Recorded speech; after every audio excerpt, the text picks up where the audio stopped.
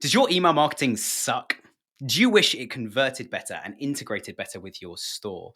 Well, there is a solution. We've partnered with Seguno, who are an email platform that is built into Shopify, which means you don't have to leave Shopify to go and manage your email campaigns. So you can run your marketing at the same place you run your shop. To learn more, you can claim your free customer analysis and strategy session and visit seguno.com/winning with Shopify. That's seguno.com/winning with Shopify. Seguno is made for merchants, not marketers. Hello and welcome to another episode of the Winning with Shopify podcast. My name's Nick and you're tuning into a podcast that is all about Shopify and how brands can grow their business all the way through from back-end warehousing right the way through to marketing, sales, design, and a whole range of other exciting things that you need to do to scale up your business. I do have a statistic for you this morning, and I have a little job for all of you to do, whether you've been tuning in for a while or it's the first time you're listening.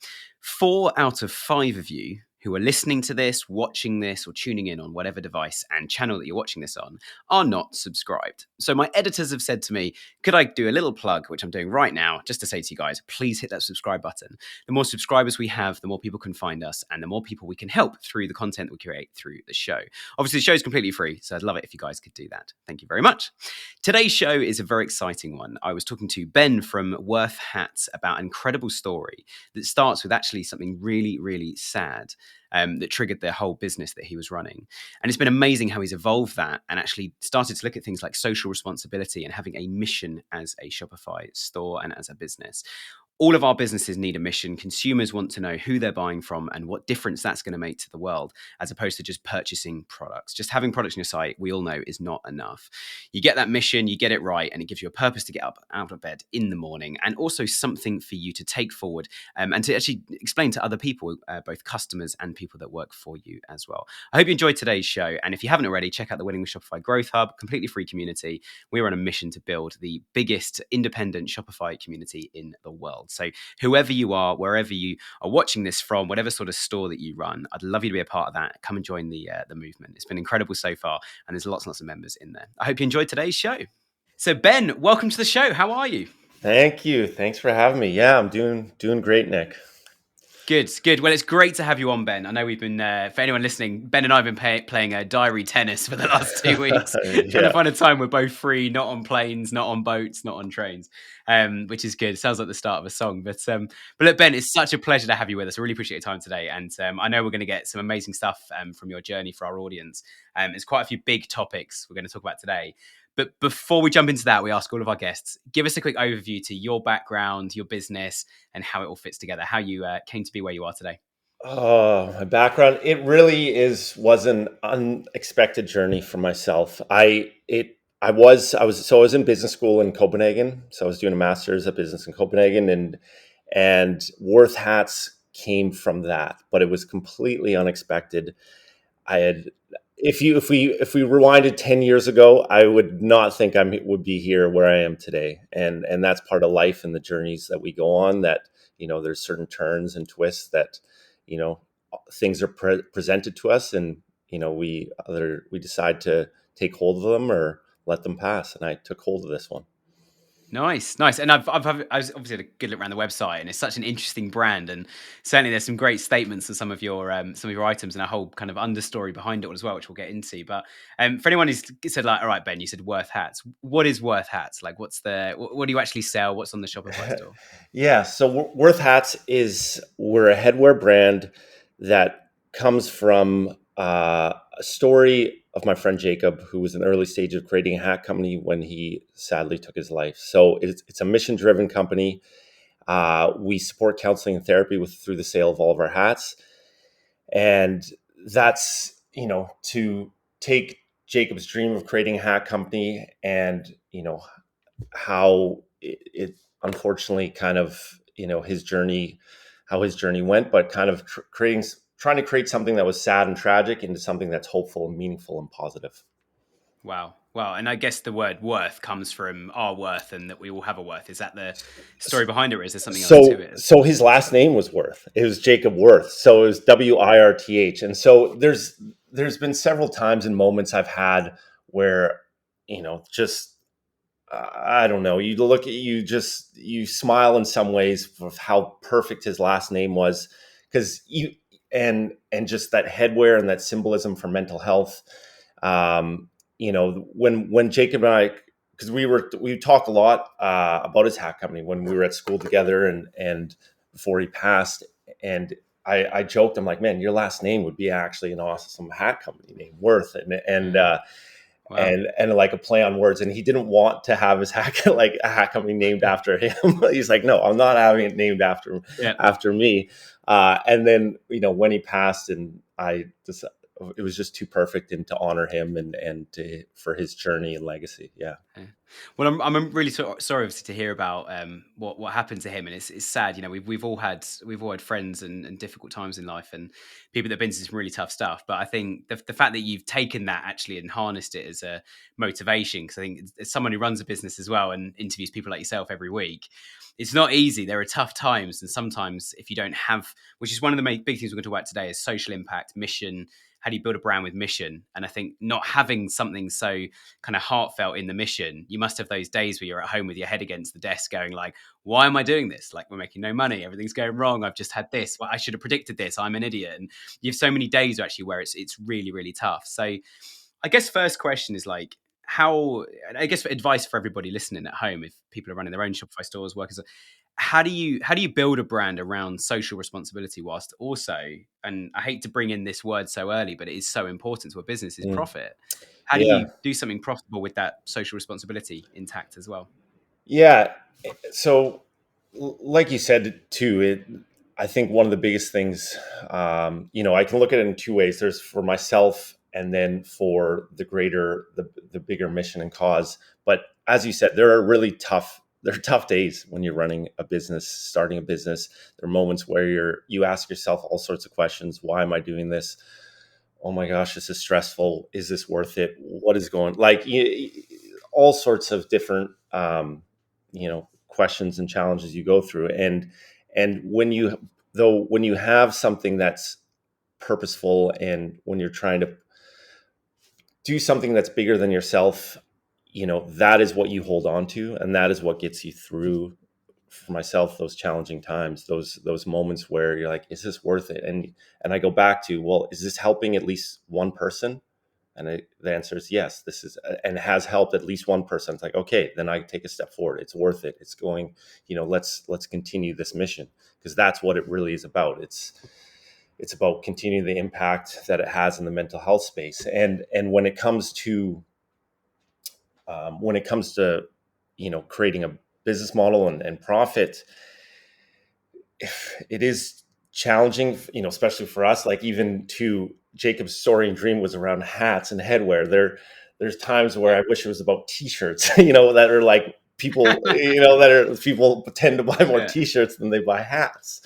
But I'm a pretty action oriented person, where before we got going, I'm not like thinking exactly what's the business model is. I'm just like, let's put this in the world. I'm taking steps. I want people just to get as many hats onto people's heads as possible, and for them to understand the story and the meaning and the mission.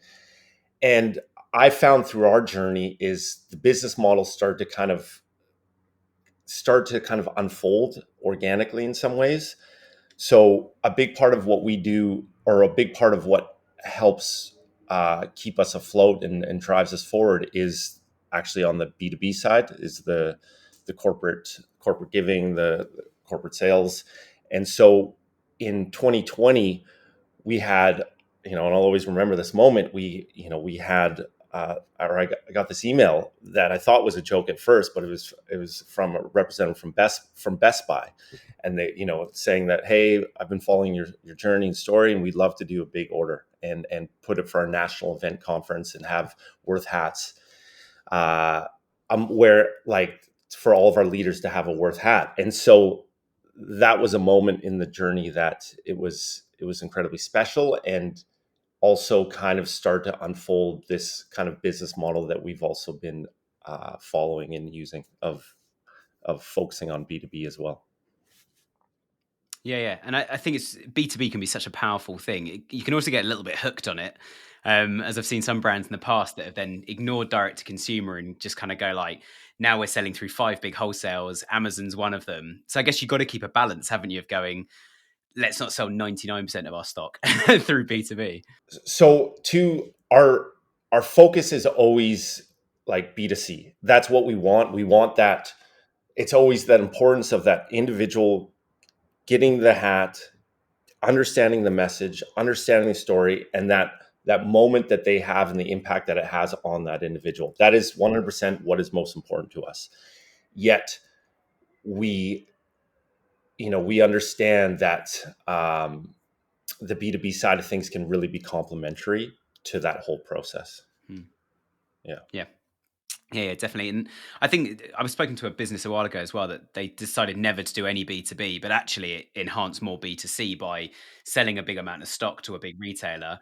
And then they use that money to actually pay for the lease for the first year on their big factory to then increase production to reach more B2C. So there's definitely some good building blocks in there, or even try and negotiate a better price through B2B, because you can say, you're going to be my exclusive and this is my mission and where I'm going. Let's do this together, rather than you're just a one-off transaction. It's a whole partnership, isn't it? For sure. I always say there's actually two impacts it can have. So you are having the impact of the B2B deal for the brand, for the corporation, and then you're getting all those hats in front of people who've never seen the brand, experienced the brand. So it's just and the what can come from that on the B2C side of things.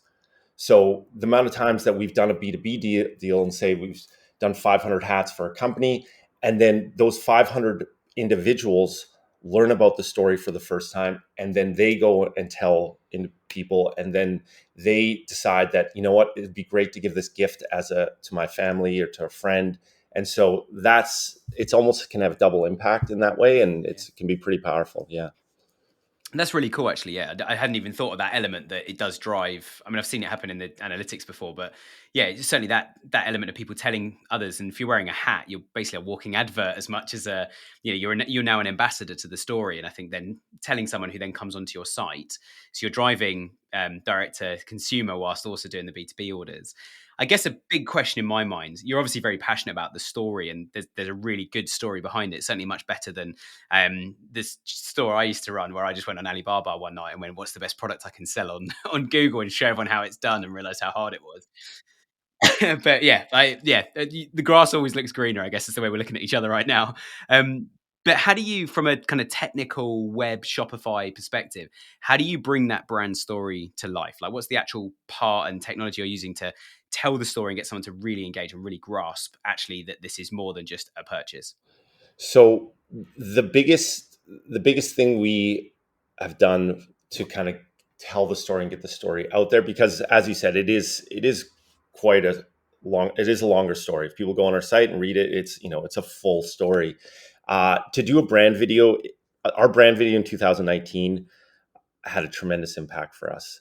So a 5 minute video where we, or myself, and we kind of told the story of Wirth and how it came to be, and it photos of Jacob and photos of Philip, and really kind of brought it to life. So that had a tremendous impact, because when we, even in our communications with people, it's, hey, watch this here. Here's our brand video, or here's our brand story.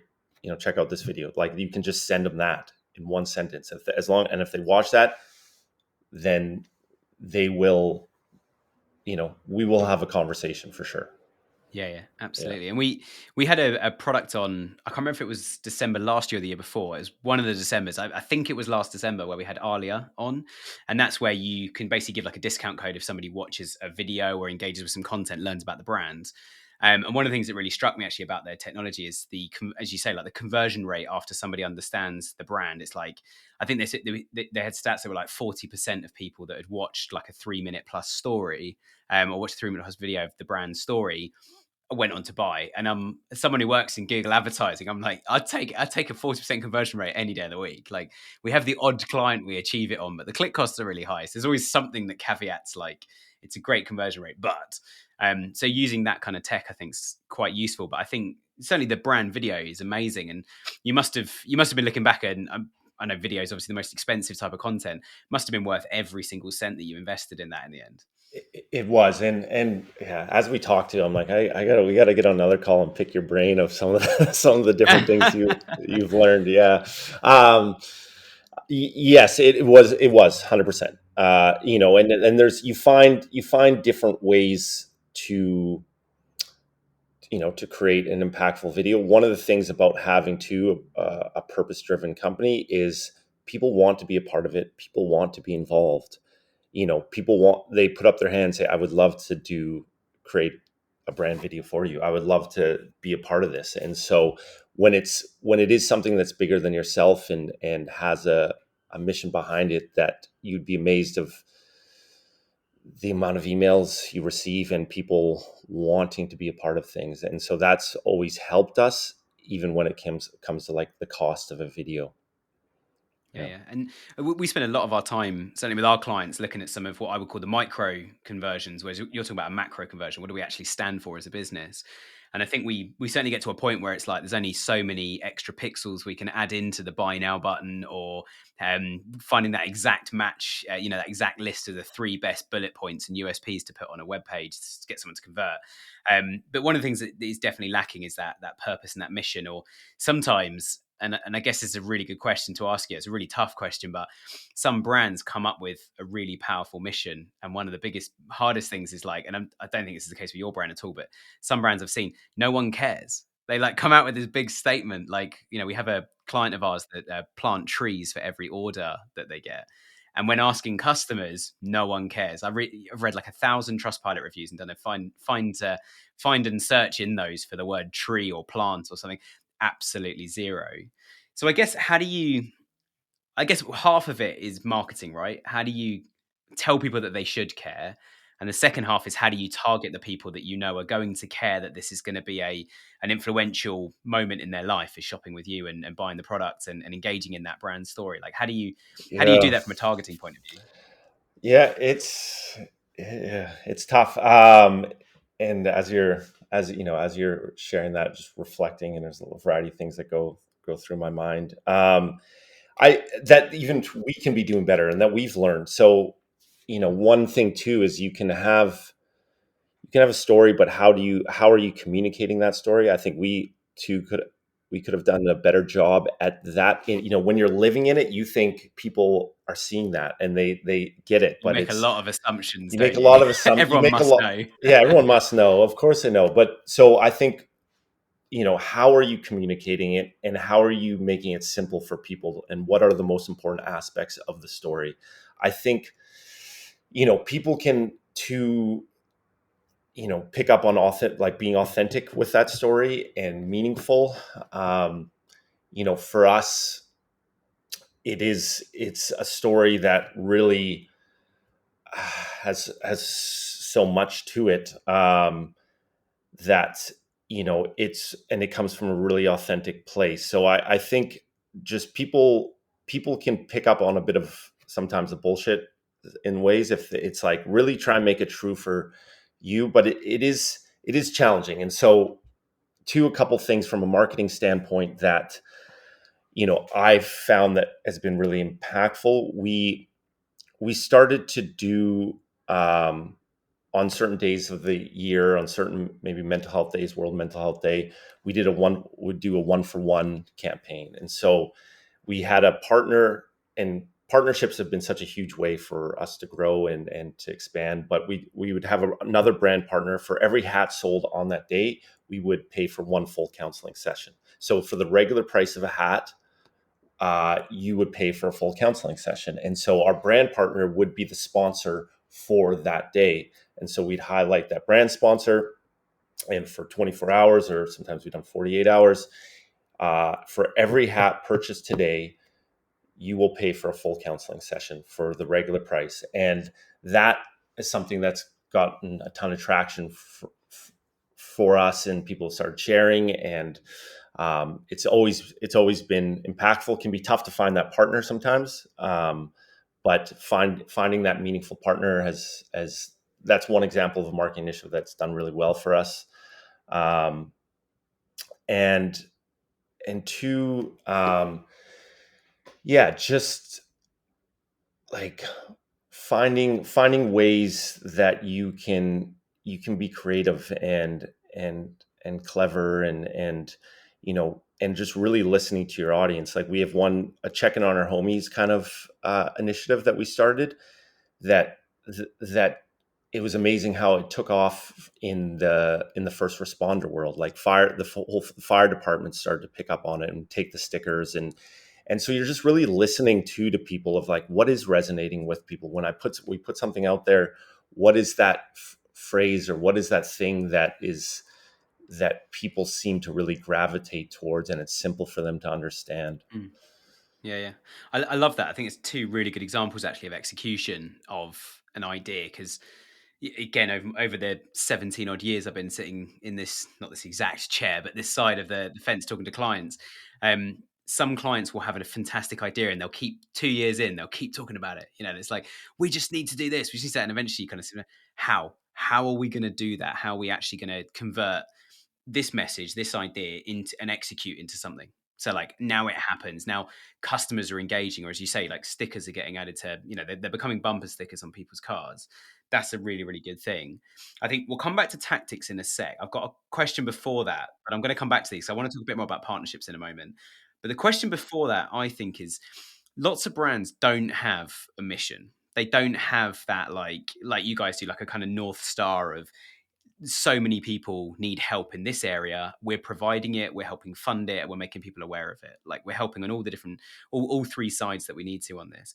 But for brands that don't have a mission at the moment, what would be your suggestion in terms of how to find one that's relevant, find one that is resonates? And you used that word earlier, resonates. I love that word. Like something that actually resonates with their customers. Yeah. um Again, it is tough, and I think sometimes people will too. We're running on the hamster wheel of life and business, and we have so many things to do. And it does. I think to find that mission and to find that purpose, it does.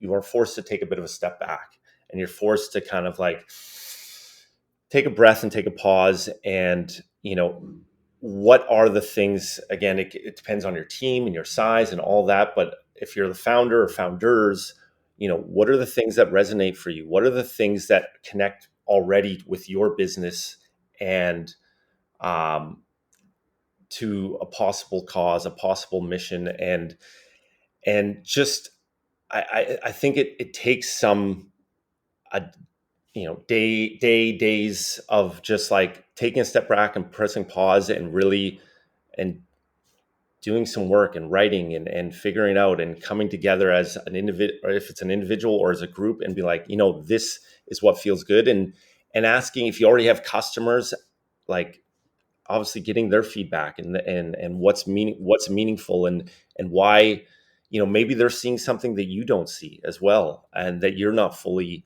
like aware of. So even with Wirth being, we're a mission-based company, but I'm always amazed when I'll talk to certain people and they'll see something about Wirth that I haven't seen. They're like, oh, what I love about your hats is that too, I put my Wirth hat right beside the door, and it's that reminder for me that, when I look over, I need to go and take a break. Like, walks are something that I need to do more and get outside more, so it's a reminder for me to get outside more. And and then I had another conversation, and they're like, what I love about Wirth is that it's a global brand. And in my head I'm like, huh, really? And they're like, and That's they're, good. yeah, and they're like, yes, because the story, it started it was Copenhagen, and it's connected to with in Austria, and has, and there's aspects in the US and of course Canada, and so, and I just didn't, you can get so caught in your bubble, and it's like, oh, interesting, right? This is how some people are seeing it. So I think that's that balance of how are people seeing it, and then just reflection of within yourself and the team that's around you.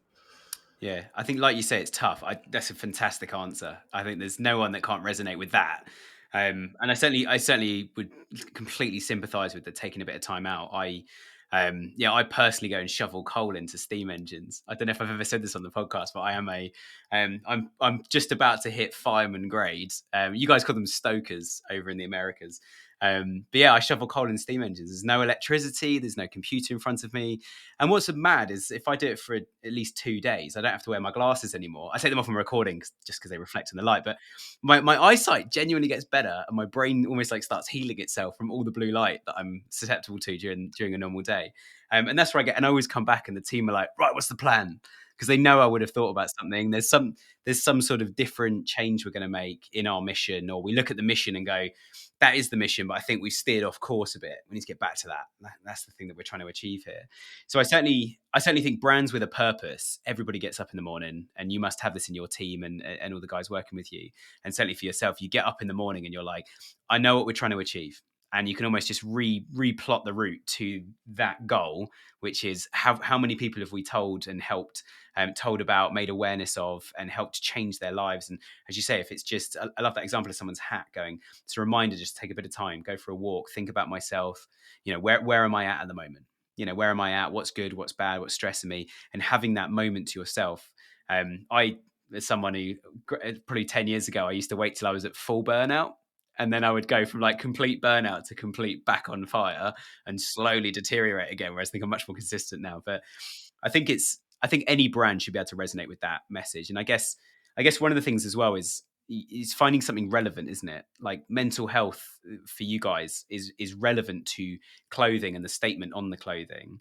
It wouldn't necessarily be so relevant to like a petrol polluting truck. That's probably not going to help. So finding some sort of relevance makes sense, or something that's the opposite of what you do, like carbon offsetting from airlines. That makes sense. For sure. Yeah. I think too, with your the tree example, that, it's just something that's been done a lot of times, or it is being done in a variety of ways, and people have had success in promoting and doing that mission. But it's sometimes you got to just be, how do you stand out within your mission too? Sometimes it can be certain things can be saturated, and it's not that it can't be done. It's just that you have to work harder from a marketing communication standpoint. Like, why am I going to choose this brand who plants X amount of trees over this brand who I've heard about for 5 years and who already are established and they plant, X amount of trees? So it's just, even differentiating yourself, and again, making it relevant to you and your business. Yeah.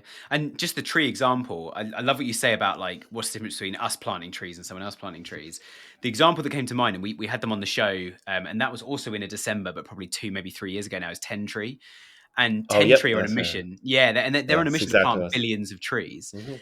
And the most amazing thing is when I forget the actual person's name, so apologies if you're listening. But one of the best episodes we've ever had, one of the memorable episodes. And I said, tell us about the business. And they didn't say, we're a clothing brand. They didn't say, we're a Shopify store. They said, we are a tree planting business. And to plant more trees, because it's good for the world, we've started our own online clothing business, and we use the profit to fund our tree planting business. And you're like, that's really smart. And that's an amazing brand message. And not only that, they've also started an incredible clothing range off the back of it. But I'm adamantly sure, from talking to them, buying from them in the past, and following them adamantly. I was so happy when UK delivery became a thing, so I could order their products without paying for international shipping. But following them so much, I'm absolutely sure that their products are better because the people that work for them and the people that get involved are on the same tree planting mission as the founders are. And because of that, as you said earlier, you attract the right people in, you attract the right partnerships. And I wasn't planning this. It seamlessly does come back to my question about partnerships. Do you want to up your influencer marketing game? Do you want to meet more influencers, have a better working relationship with influencers? You might even be struggling to talk to them in the first place, or even get them to talk about your product and post to their audiences. Well, at Winning with Shopify, we have teamed up with Affluencer, which is an app you can install on Shopify, and it comes with a 30-day trial. And even in those first 30 days, you can meet a load of influencers and start promoting your product. So there's no excuse. Go and install the app, start the 30-day trial, and give it a go yourself and see how you get on. I reckon loads of people listening heard that word and went, oh my gosh, partnerships. Tell me more, Ben. Like, I'd love some partnerships, people to sell my products. And it's obviously a bit more complicated than just sell my products and someone says, okay, what are some of the partnerships that brands can look at, both from a kind of social impact brand like yours, also just a more traditional brand who's doing some stuff, but it's not as public, it's not as front and center. But what does the kind of partnership model look like? What is a partnership? How does it connect? How do you find one? How do you make it profitable? Yeah, well, I think too. There's different. There's different partnerships, of course. There's like as we've talked about, the B2B partnerships, and we've had some you know really great ones. And knock on wood, they continue. Where Best Buy, Capital One, TELUS, and we did one with TED recently, and so there's that as far as like they want to buy uh, X amount of hats and tell the story and have it usually as like a gift. And then there's partnerships around, for us too. We have our different counseling partnerships. We have our different partnerships where we'll do community partnerships with, say, Patagonia. We've done a variety in our Arc'teryx, where it's like more community things of like, um, let's do a certain film night. Let's do, you know, we've got like a run club or a bike thing or something to get outside. Let's do a talk with, where it'll just be two brands coming together where, say Arc'teryx will be like, hey, we'd love to just have a mental health night in our store, in one of our stores. Would you come facilitate, and we'll work together and partner? And I think those are such impactful partnerships. Like we're actually kicking off here in September. The last Wednesday of every month is called Worthwhile Wednesdays, where we're going to do a brand partnership uh, each month for every month. And we'll just be partnering with different brands. And it's just really about introducing Wirth into their world and vice versa for people within our community to come into that community. And so partnerships can look a variety of ways. And I think just being always open to um, the impact it can have, like even from when I mentioned earlier, the checking on your homies and firefighting, like that partnership. So I think it can look a variety of ways, and just being open to, where that path can lead. Hmm. Yeah, yeah. And I love that what you've not just said, which is what some brands aim for, and certainly clients of ours are like, oh, we might do this, is where they just do like an email swap. And it's just like, I'll email my customers about you and you email your customers about me. It's so much more when there's, as we've been talking about the whole way through, there's a mission behind it. There's a reason, there's something for customers to actually engage with. I've certainly found that when you just sort of send something out and be like, hey, we sell t-shirts, these guys sell shorts. And the other way around, we sell shorts, these guys sell t-shirts. How exciting. And you might get a few sales, but it's a bit random, and it kind of breaks up what was already a bit of a disjointed conversation maybe in their email strategy. So I think where it's like I'm regularly being invited to things, there's a digital version if I can't physically attend. I in my industry, the agency world, like there's events left, right, and centre. 2 days ago, I was at a drinks in Canary Wharf in London, just meeting random businesses, and I've met 4 people I'm having calls with over the next week. Super beneficial. And there's just, but that was put on by, it was actually a competitor of Shopify, which I find hilarious that they invited me because of the podcast, because I'm so sold on Shopify, obviously. But I think I think certainly having events that are clearly of value to the customer. And the value doesn't just have to be, which is where so many brands default, is like just discounts and sales and everything else. It's like getting them to engage with something so much bigger means that I'm always going to come and purchase this product from you. There's nowhere else. And people are going to, and especially with your hats, like people are going to ask, what does Wirth mean? And it's like, oh, there's a whole story behind it. Actually, it's quite sad, but it's been quite meaningful, and it's actually helped me change. And that is so much more powerful than like, Nike, love Nike, and that's it.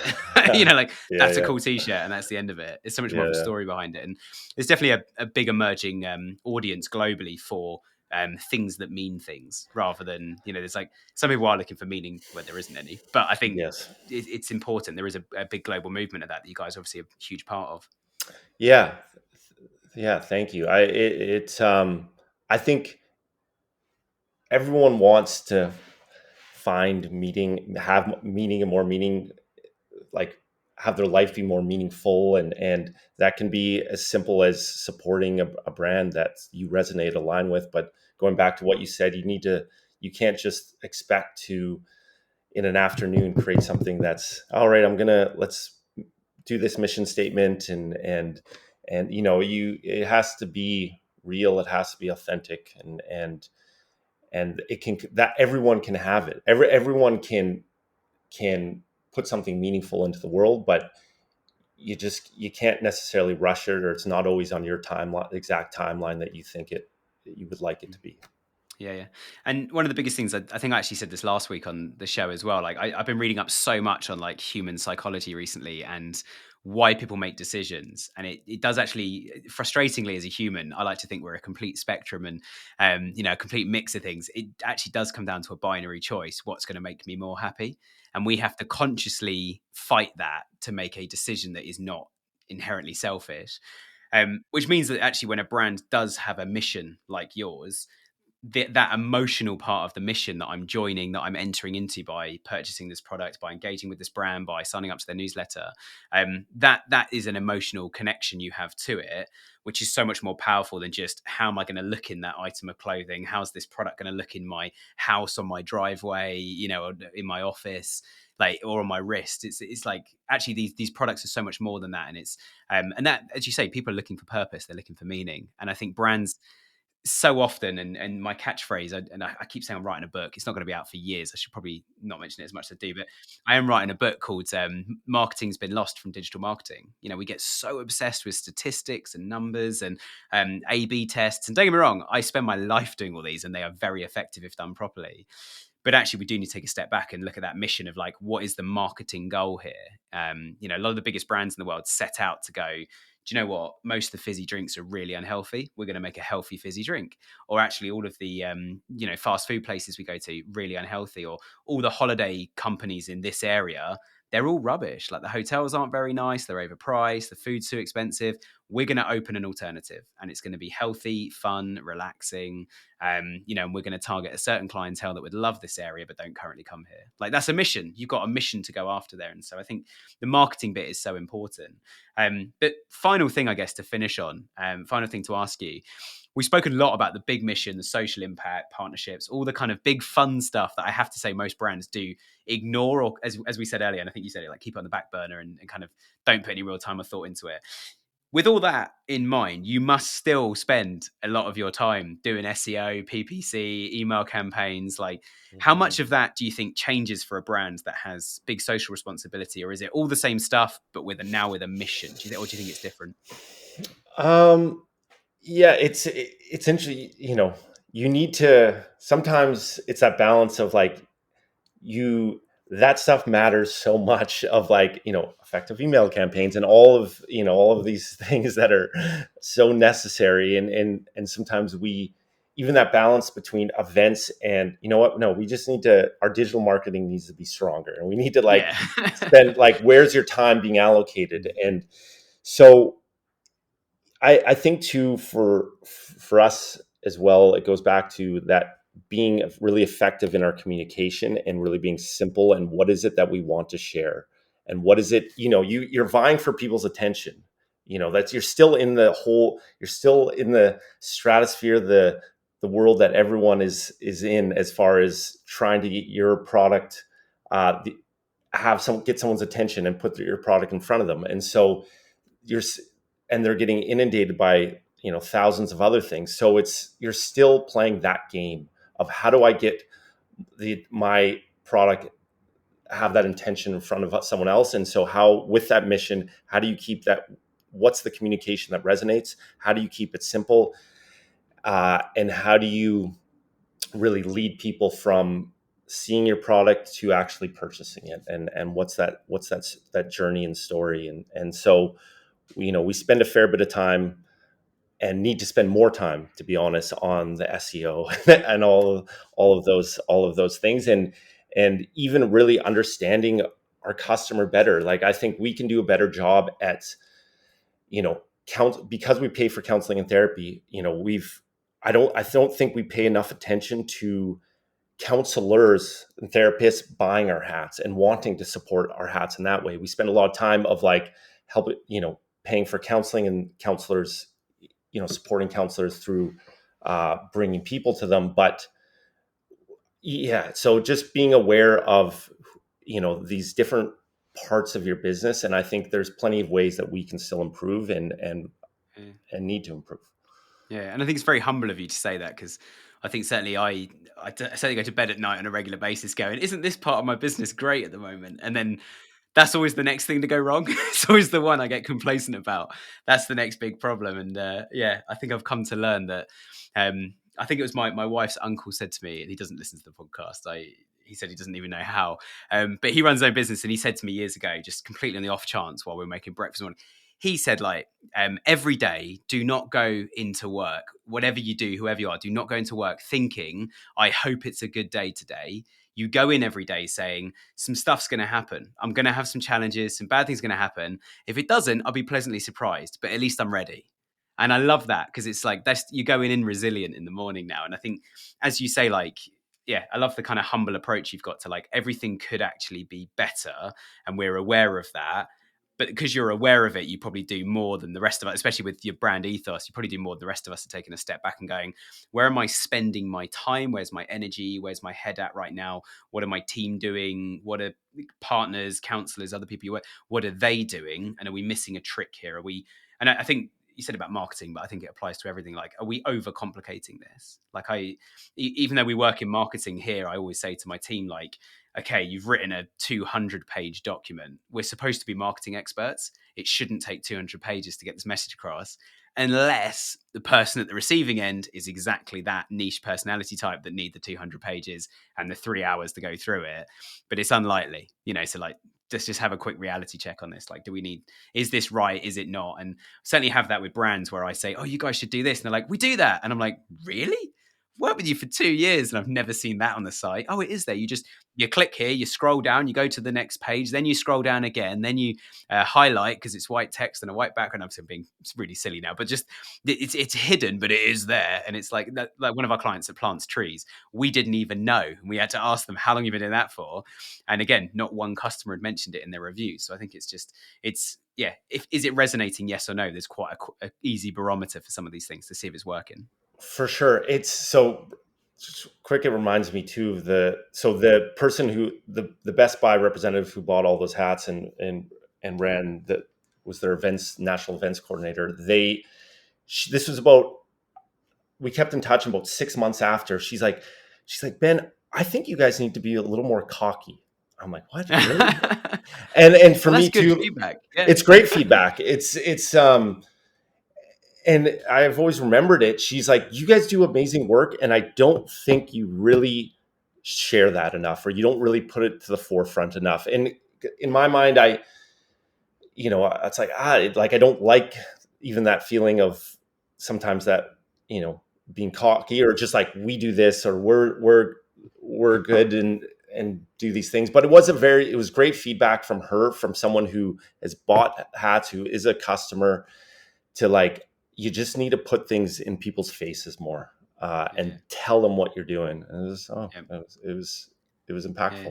And I see the statistics on social platforms like TikTok and stuff, when like the video starts with a stat that's like, what? That can't be true.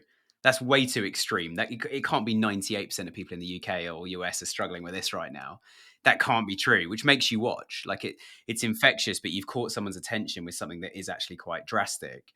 And I mean, you and I and everybody listening know that there's an endless amount of problems in the world that need to be solved, from humans to animals to planet. The whole there's so much that needs to be dealt with. So, but unfortunately, we're not going to fix it in the next 3 minutes. But you guys are on a mission.